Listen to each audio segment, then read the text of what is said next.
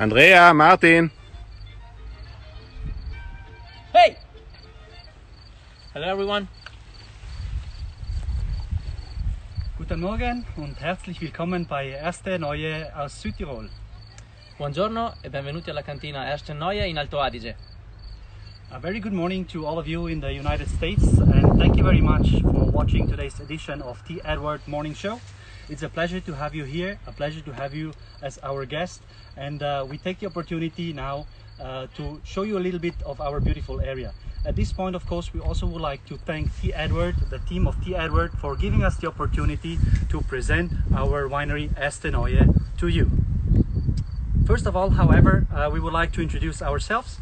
My name is Martin Klammer. I'm the sales director of Erste Neue, and next to me is Andrea Moser, our Hi. chief enologist.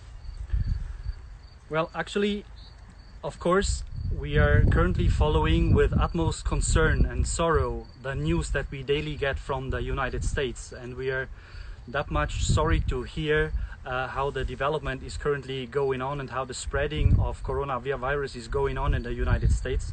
We are very sorry, and of course all our thoughts and prayers are with you in these very difficult and challenging times. Well, if you ask yourself why Andrea and I presented ourselves at the beginning in two different languages, which was German first and Italian by Andrea, is to point out that this area of Alto Adige, where we are in, is quite a particular area and province of Italy. Why? Because this place is basically bilingual in two languages, Italian and German. So are Andrea and I also in speaking. We are basically fluent in both the languages. And that's also the reason why basically everything in our region has got two different names. Every town, every village, every river, every lake has got two names, an Italian and a German name. Why is this? This is historically grown because our area is part of Italy only for about 100 years.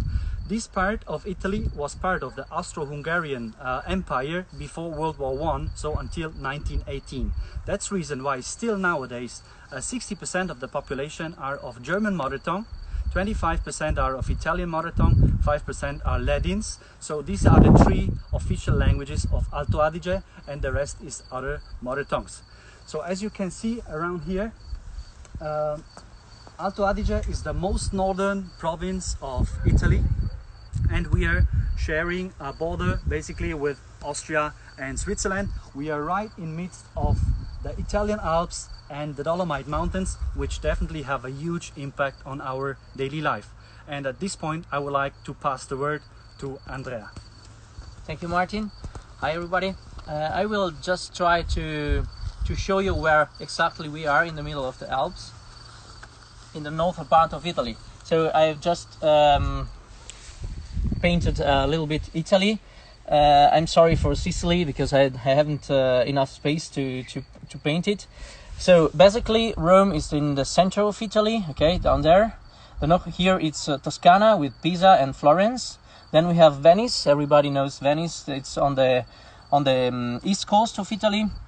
Then we have Milan, and here is the small Alto Adige with the Trentino. Okay, the region is Trentino, Alto Adige, Trentino, South Tyrol, and we have Bolzano in the middle. So Bozen in the middle of the province of Alto Adige, so South Tyrol.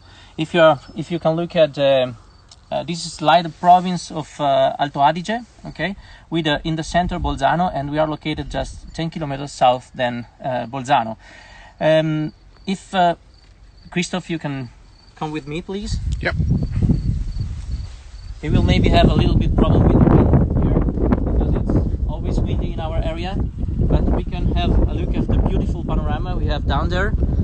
We have the Lake of Kaltaro, or Kaltern See in German, the German name, and then we can have a look on the Dolomites and on the Alps. We are really in the middle of the Alps.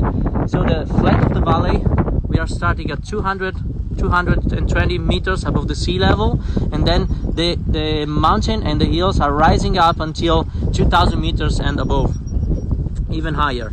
So our soil, so our area, our viticultural area, we have in the region 5,500 hectares of vineyards, and in our small area we have more or less 800 hectares, and we are managing it as a cooperative, as a social cellar with our wine growers, and we are right now in the middle of our beautiful vineyards.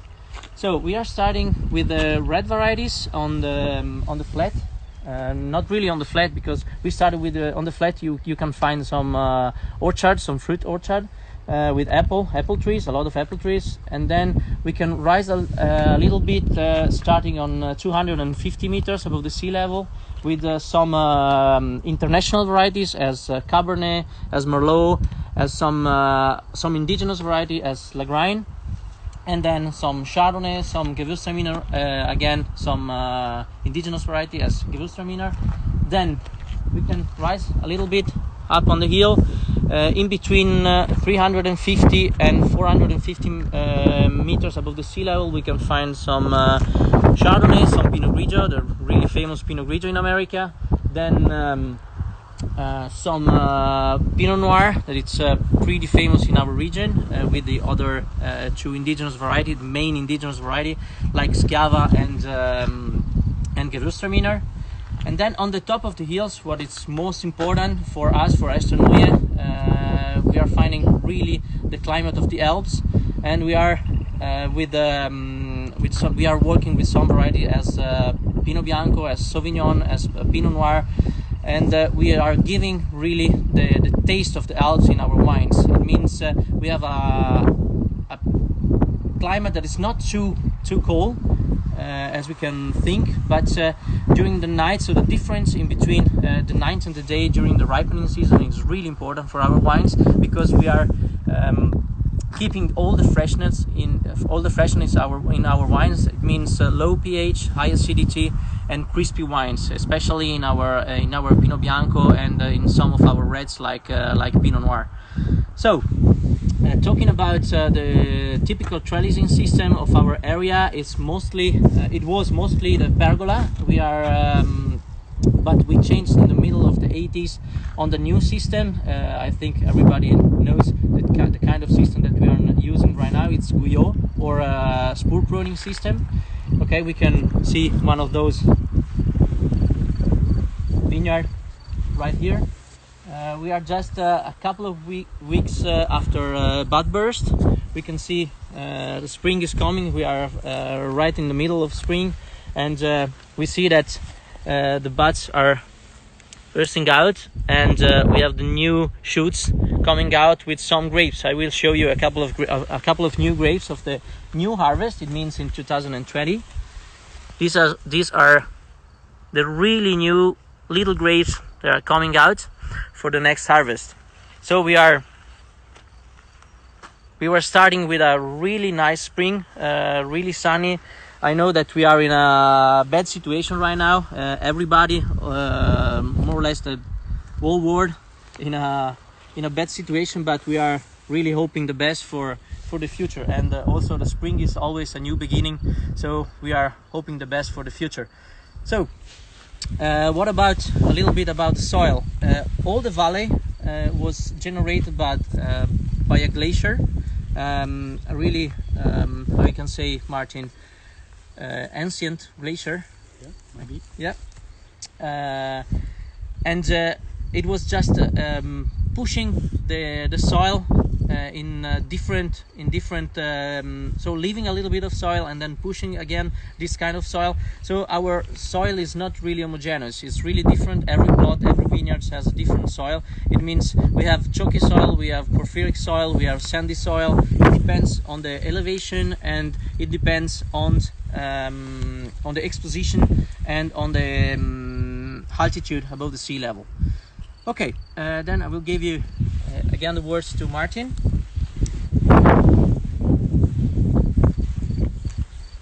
A hearty welcome to all those of you who just joined or joined in a bit later. Hearty welcome. Today we are at Erste Neue in Alto Adige, the most northern province of Italy, and we are so happy to have you as our guest. As it comes to the brand Erste Neue, I would like to share with you a few insights because you might have seen two words that are based on German language, which are Erste, Neue, literally meaning first and new. Why is this? Because actually it's the very first winery that was founded in the year 1900, so 120 years ago, as the first winery in our village called Caldaro in Italian or Kaltern in German language. Followed by 1925, the so-called Neue, the new winery. What happened in the end? The two wineries merged, joined together in 1986. What came out is one cooperative under the name Erste Neue. And at this point, I think it's again the turn, or I give the word to Andrea, or maybe not even the word, but the bottle to Andrea. It's a pleasure, Martin, thank you. So hi back again. I will just tell something about two wines. So we have pretty a big portfolio with all the typical varieties of Alto Adige, with Pinot Bianco, it means Pinot Blanc, then Sauvignon, Chardonnay and Merlot, and more or less all the varieties that you can find in our region or in our province. But we choose the two wines that are the most typical and for our cellar, and we choose Pinot Bianco.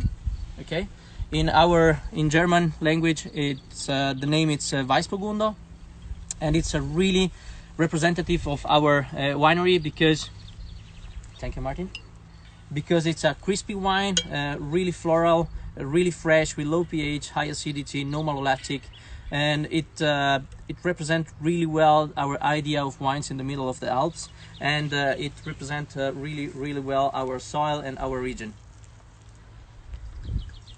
You can have a glass in the meantime. Thank you, Andrea. Well, it's really the particularity about our area, as we are up in the mountains, we are up in the Alps, with a huge impact on the freshness, on the alpine spirit of the wines that Andrea is doing. So I would say, Andrea, this was all from Erste Neue, from Alto Adige. And from, sorry Martin. Sure, sorry. We forget the Lagrein. Oh. We should. I'm sorry, I was too fast. Yeah. Okay, cheers with the Pinot Bianco. Then I will talk a little bit about Lagrein, because we are in the middle of the Alps. It's true. So with high altitude, we are producing some white varieties, really crispy, really fresh. But we have also a really good climate for the red varieties, especially for the indigenous variety as the Lagrein, because Lagrein needs really. I'm used to say the Lagrein needs, during the ripening season, needs warm feet. It means that it needs warm climate during the day and a cold climate during the night. So this huge change in temperature helps again the ripening and during the day, and to keep the acidity that is really important also for the red varieties to have a long aging potential. We've got a question about the Pinot Bianco. How long on the lease? Okay, the Pinot Bianco, this is our classic line, because we have in the Erste Neue winery, we have also a selection line, it's called Puntai. But on the classic line, we are using only stainless steel tank fermentation. And on the lease, it's more or less 5 months before bottling, because this is a pretty fresh wine. But it's also it has also a really good aging potential. We can leave it without problem 3 years and more in the cellar. Any other question? Otherwise, not yet. We can say it was everything from Alto Adige and from Erste Neue. Again, Martin. Thank you very much again to all of you for attending today's Key Edward Morning Show. It was our pleasure and honor to have you as our guest. From the heart, from the bottom of our heart, actually, we would like to wish all of you, your family, friends, and all your loved ones, stay healthy, stay well, take care, and all the best from Erste Neue Alto Adige. Bye, cheers, Bye-bye. stay strong. Bye-bye.